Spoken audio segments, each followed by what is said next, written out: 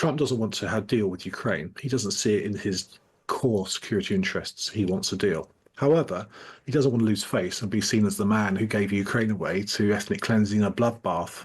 Look, we're hearing a lot about UK defence and also that of other European countries as well. There's a clear message, isn't there, from the United States that Europe needs to step up.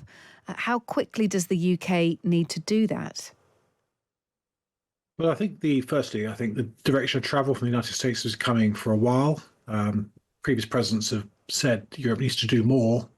And so this announcement last week from Defence Secretary Hegseth, the Vice President, the President, is all part of a wider strategy, which I think the Biden administration was probably going to follow as well as Trump. So we've all been talking about wake-up calls and stepping up for at least 10 years, maybe 15 years, and Europe hasn't done much.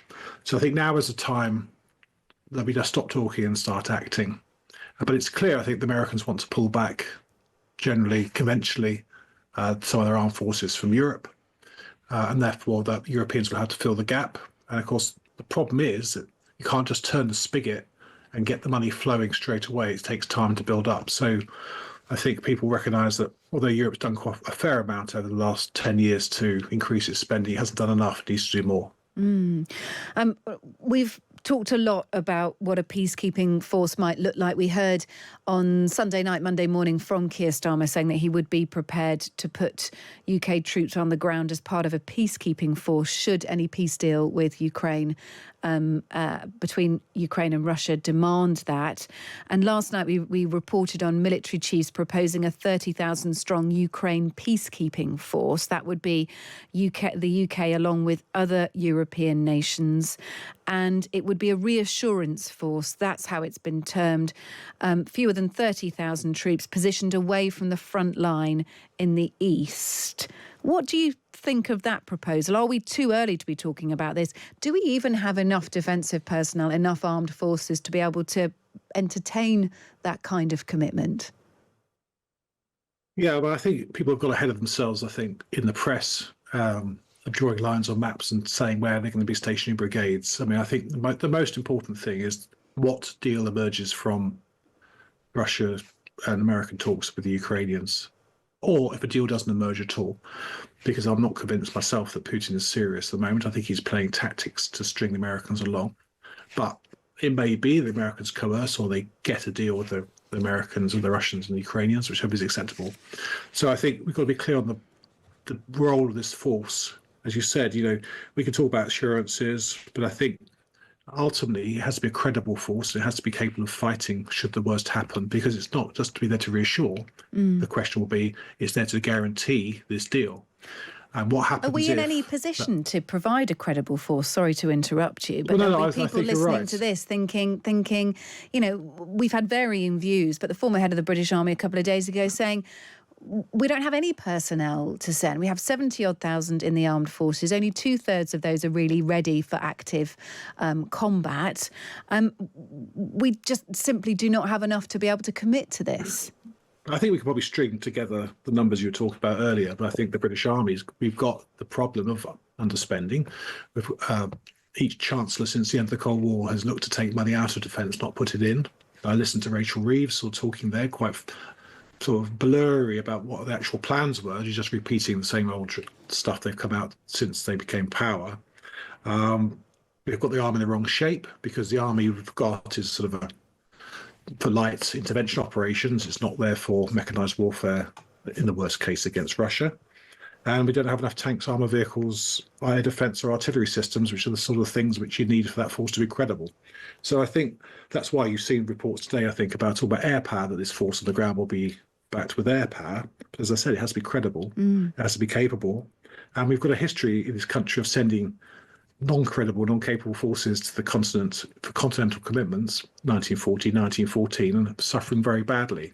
So I hope that before we get into the stage of deploying troops, we're actually very, very clear on the mission, their rules of engagement, and what happens in the worst case, and are the British public happy to accept losses in Ukraine at the hands of the Russians to fight for a country which isn't a NATO country. Yeah.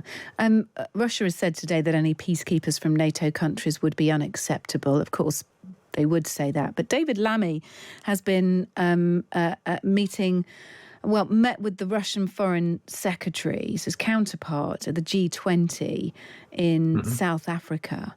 And David Lammy has warned that Russia has little appetite for peace. You've said you feel, or you suspect, that Putin might be stringing the US along. If that is the case, will there be an about turn in this? Will there be a recognition of that? And how would someone like Donald Trump respond if we indulge in this line that actually Russia is not serious here? It's stringing the US along and they've little appetite for peace.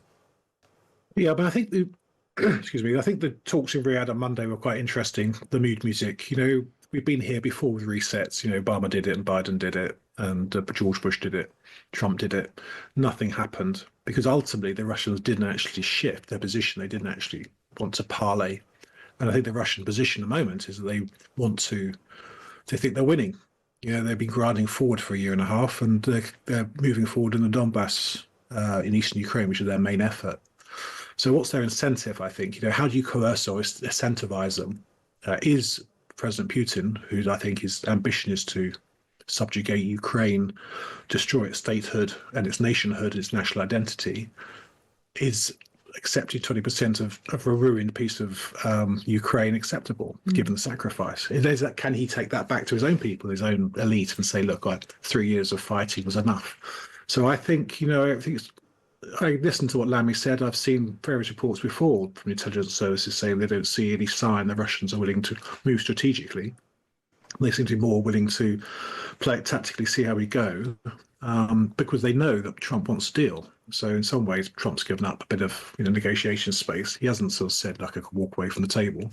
Having said that, Trump, I think, has a number of levers, in terms of economic sanctions and bring the full weight of American power to bear, which they haven't done before. He's spoken about arming the Ukrainians to the teeth if the Russians don't want to parley, sanctioning the Russian economy into orbit, and you think cutting Russia off further. So I think we've only talked about talks. We haven't even got to the stage of actually parleying face to face. And you think that there could be a situation whereby Russia do mess the US around and Donald Trump then doubles down, then provides even more defensive support to Ukraine? You think that could be possible? I think it's a possible scenario because, away from this war of words we've been seeing, which I think is very unhelpful. I think